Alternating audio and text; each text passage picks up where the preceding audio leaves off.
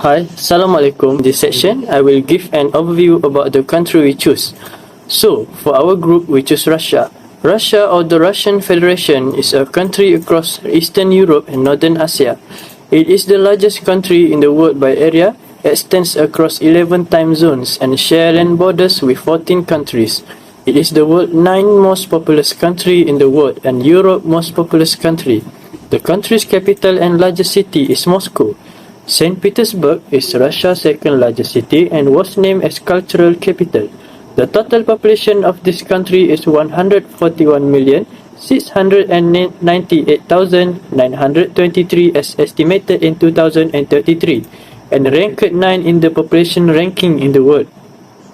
The political system of Russia is a democratic federal state with a republican form of government. Russia is certainly the largest country in terms of mass, but it ranks only 11 in terms of worldwide gross domestic product, GDP, well behind China placing second. While the United States ranks as the world's largest economy in the world with a GDP of 23 trillion, Russia's nominal GDP comes in at 1.78 trillion. And Russia's gross domestic product GDP is primarily made up of three major sectors. For example, the agriculture, manufacturing and services. Impact of coronavirus pandemic on unemployment of the country. While employment remains lower than pre-pandemic level, the labour market is improving.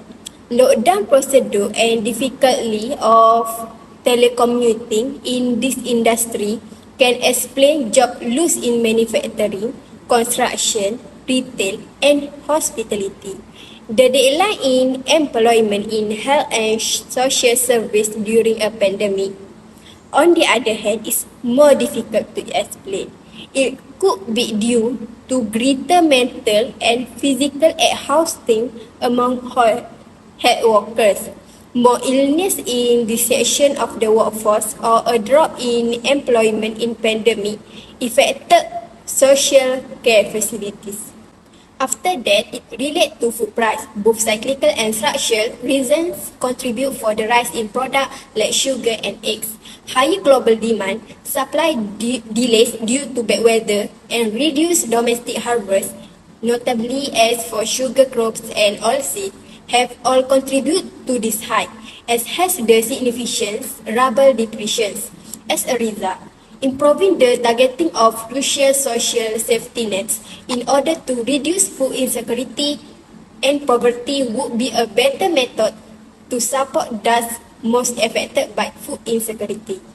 Pandemic COVID-19 also impact of individual.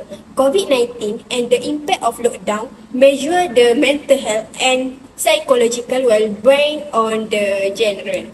Availability of local medical resource, efficiency on the regional public health system, and prevention and control measures taken in response to an epidemic also influence the level of this. Unemployment by monetary policies during the pandemic of the Central Bank of Russia, CBR, may use expansionary monetary policy in an effort to reduce unemployment by reduced interest rate in the country.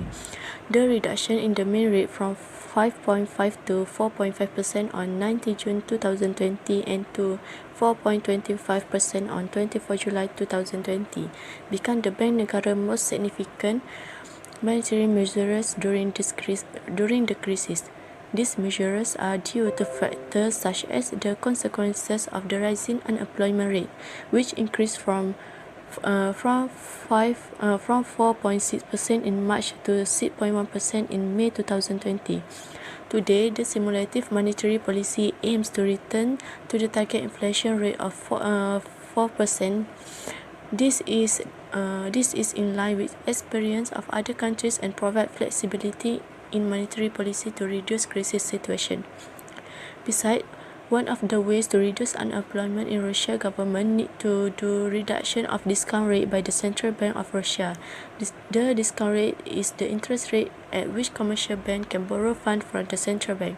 Russia's central bank reduced its discount rate to support business and individual facing financial pressure from the pandemic.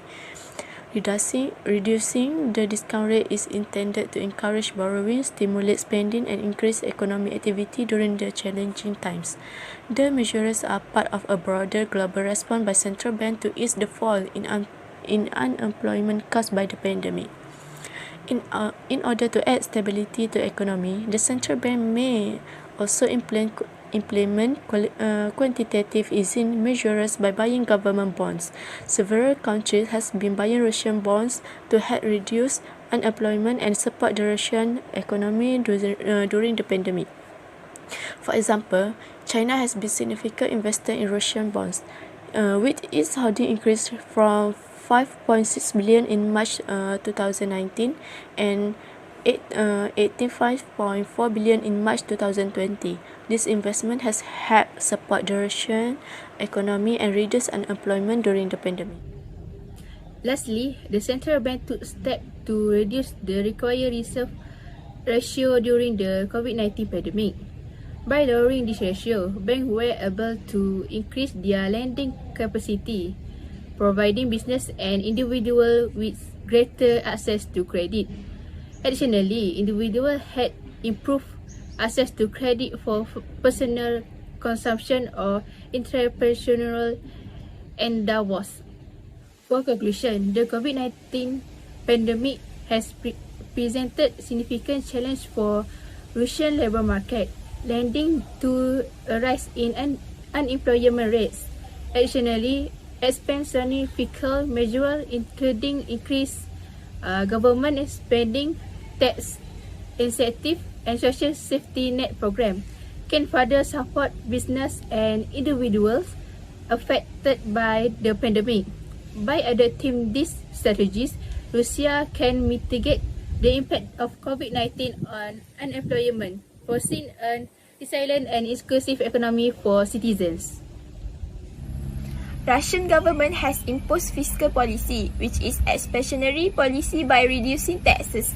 There are two tax measures, which is tax exemption and tax extension. For tax exemption, according to a study by the Russian Central Bank, approximately 20% of small and mid-sized enterprise (SME) experienced temporary closure due to the COVID-19 pandemic, and about 15% of SMEs faced a decline in the sales. Most of all the business affected because of several factors, such as decreased demand, supply chain disruption, and workforce challenges. The tax that had been exempt by the Russian government is property tax exemptions. This exemption was implemented to reduce financial burden on SME that experienced a decrease in income due to the COVID-19 pandemic. Next, one of the taxes that had been exempt for NGOs is income tax exemption. Certain types of income received by NGOs were exempted from income tax during COVID-19 period. The income categories that eligible for income tax exemption are donation received from individuals or legal entities to support activities related to combat COVID-19.